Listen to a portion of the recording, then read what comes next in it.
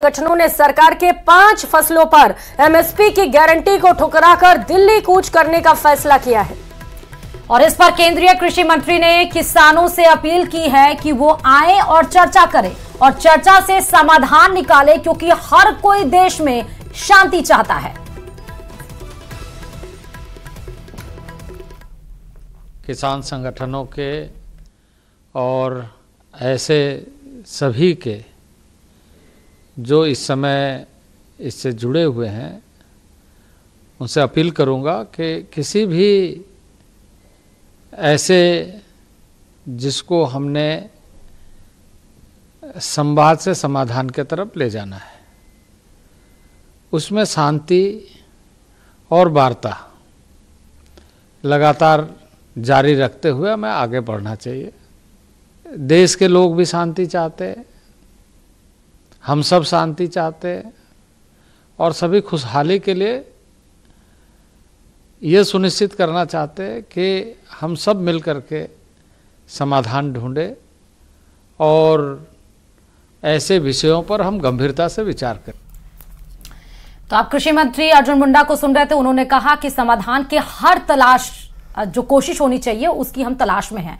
और खबरों में आगे बढ़ते बताते चलें कि कल की पीठाधीश्वर आचार्य प्रमोद कृष्णम ने राहुल गांधी को लेकर बड़ा बयान देते हुए नसीहत दी है। प्रमोद कृष्णम ने राहुल गांधी के युवाओं पर दिए गए बयान पर ये बोले हैं।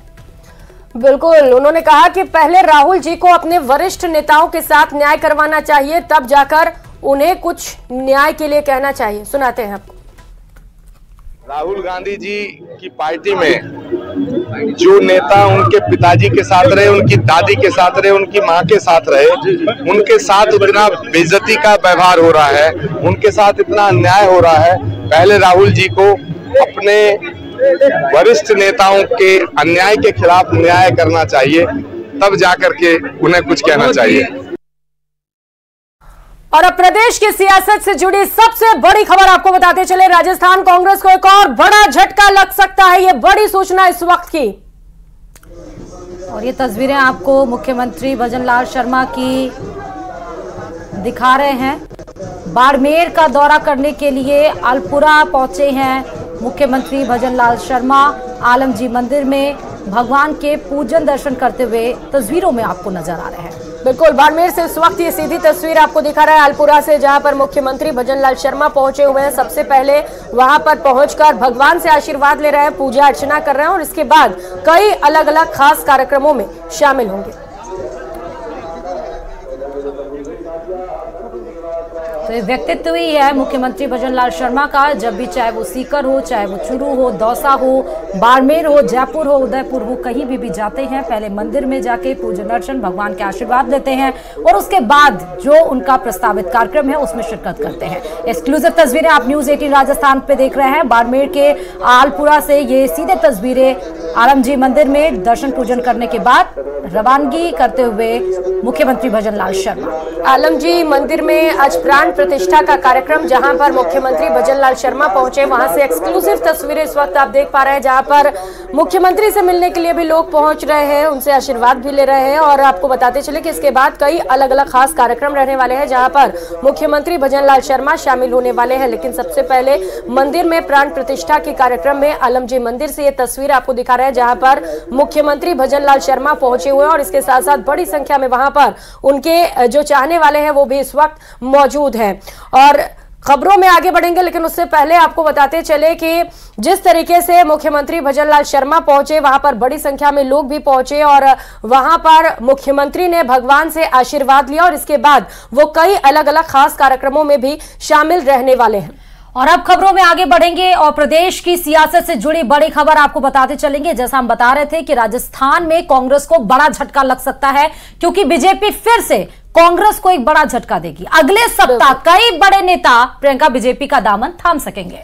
और लोकसभा चुनाव से पहले बीजेपी में कांग्रेस नेता ज्वाइनिंग करने वाले हैं और इससे पहले सोमवार को कांग्रेस के बड़े नेता महेंद्रजीत सिंह मालवीय ने बीजेपी का दामन थामा था, जिसकी तस्वीरें इस वक्त आपको दिखा रहे हैं, जिसके बाद कांग्रेस कमजोर हो गई थी। और जो खबर है वो ये है कि लोकसभा चुनाव से पहले भी कई बड़े नेता कांग्रेस के बीजेपी ज्वाइन कर सकते हैं। और इस क्रम में खिलाड़ी लाल डारवा का भी बड़ा स्टेटमेंट आ गया था।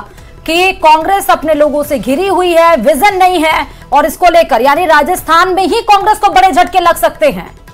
और खबरों में आगे बढ़ेंगे। कैबिनेट मंत्री जोगाराम पटेल जोधपुर के दौरे पर रहे, जहां उन्होंने कहा कि बीजेपी की कथनी और करनी में कोई अंतर नहीं है। साथ ही उन्होंने ये भी कहा कि कांग्रेस की रीति और नीति समाप्त हो चुकी है, वहां कोई नेता रहा ही नहीं और ना ही अब उनके पास कोई और नीति है। साथ ये भी कहा कि अभी कांग्रेस के कई और नेताओं के साथ चर्चा चल रही है और आगे क्या कुछ कहा है ये भी आपको सुनाते हैं।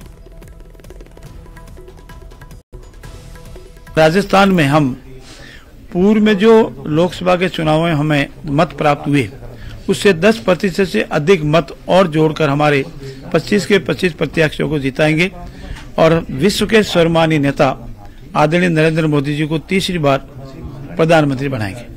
और अमृतकाल के दौरान आने वाला जो अमृतकाल का 25 साल का कार्यकाल है, उस दौरान भारत को एक समृद्ध और विकसित राष्ट्र बनाने के लिए हम कृत संकल्प हैं और इस और कृत संकल्प रहेंगे। नकारात्मक छवि निरंतर बनाने से और सिर्फ मोदी जी को अपशब्द या गाली बोलने से जो नेता है और जो पब्लिक के नेता है वो उसे त्रस्त होकर के कांग्रेस को छोड़ रहे हैं और बीजेपी में आ रहे हैं। और हम लोग भी उन सब का स्वागत करते हैं जो मोदी जी की नीति, मोदी जी की रीति, भाजपा की कृति और वृत्ति और भाजपा के कार्यों में विश्वास कर बिना शर्त हमारे साथ राष्ट्र निर्माण में आ रहे हैं। हमारे लिए राजनीति सर्वोपरि नहीं, हमारे लिए राष्ट्र निर्माण सर्वोपरि है और उसके तहत हमारे साथ है, तो उनका स्वागत है।